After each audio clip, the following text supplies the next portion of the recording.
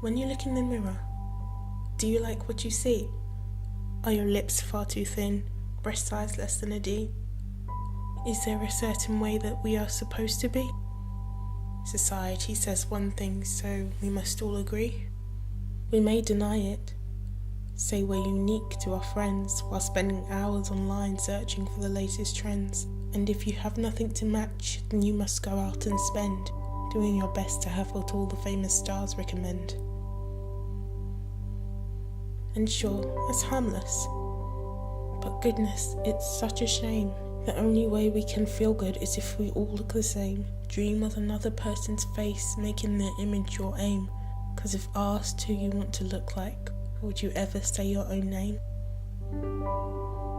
There's always someone you're trying to be. Insist with just one minor change, you'll start to love what you see. But there'll always be something more, and you won't ever be free. Till one day you'll see your own reflection and say, that doesn't look like me. Maybe you want that. No longer want to be you, want different eyes and nose and chin, changing yourself through and through. Unrecognizable childhood photos, becoming somebody new. Altered yourself to no return, no turning back, no undo. But that's not you, right? You only want something small, a little nip, a little tuck. Eff it, get rid of it all. Feeling like you need to change yourself enough to enthrall, slipping into all these ideals till you eventually fall. But yes, society.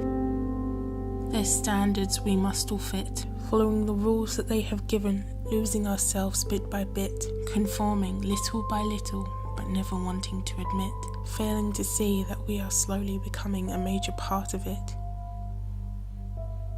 I know it's not simple. So much easier said than done, especially if for most of your life your looks have been picked at for fun, feeling everyone around you is perfect and you're the only odd one, being forced into the web of conformity that society has spun. So what's in fashion? No need to worry, don't stress. You don't need anyone's approval to wear your suit or that dress. If you feel good, nothing else matters. Your views aren't worth any less. Don't need a jury to decide. You're the only one to impress. But now, this is something that has to be truly insane. If you post a picture with a caption, "I'm beautiful," you'll risk being called vain. Because apparently compliments are everyone else's duty, for it seems no one is allowed to admire their own beauty. Intimidated, so instead of showing love and trying to embrace, we shun those who say out loud that they're happy with their face, making self-appreciation negative by calling them conceited, breaking them down until their confidence has eventually depleted. But what we fail to realize is they might not hear it from anyone else. And sometimes the only person telling them they're beautiful is themselves. It's something that should be done so much more. Why shouldn't you compliment you? If you think you look good, then say it to yourself. Don't wait for someone else to. If you love your outfit, if you love your eyes, have a look in that mirror and just say. Don't let the number of likes on your pictures determine if you do or do not look okay. Because right now we're too busy focusing on how society wants us to be. Always waiting for someone's approval, waiting for somebody else to agree. And because of this craze, our 10-year-olds are gradually wasting away, focusing on portion size instead of what games they should play.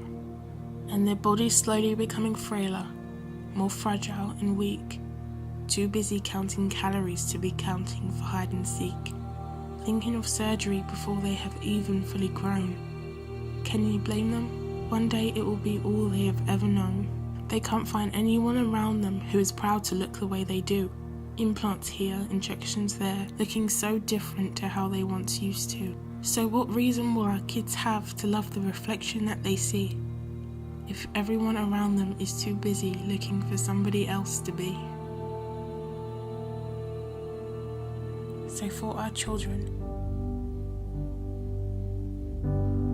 how about next time you say no?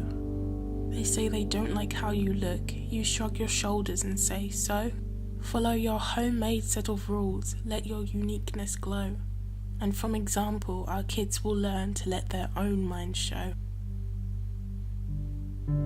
You don't need bigger boobs or fuller lips, rigid abs or wider hips, smaller nose or bluer eyes, a gap to separate your thighs, freckled face, a larger bum, hours tanning in the sun, dimpled cheeks or lighter skin, little feet or shorter chin, longer hair, not a stretch mark in sight, tiny waist, no cellulite, and no amount of Botox in your skin can change how you feel about yourself within. But at the end of the day, it's your life, so do whatever makes you smile.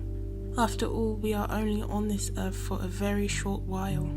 But before you take your looks away to look more like her or him, remember that if we all look the same, life would be incredibly dim. And you'll find these things that many people now seem to love and adore were once upon a time considered to be an unattractive flaw. So whilst you're wanting to change yourself to look like someone new,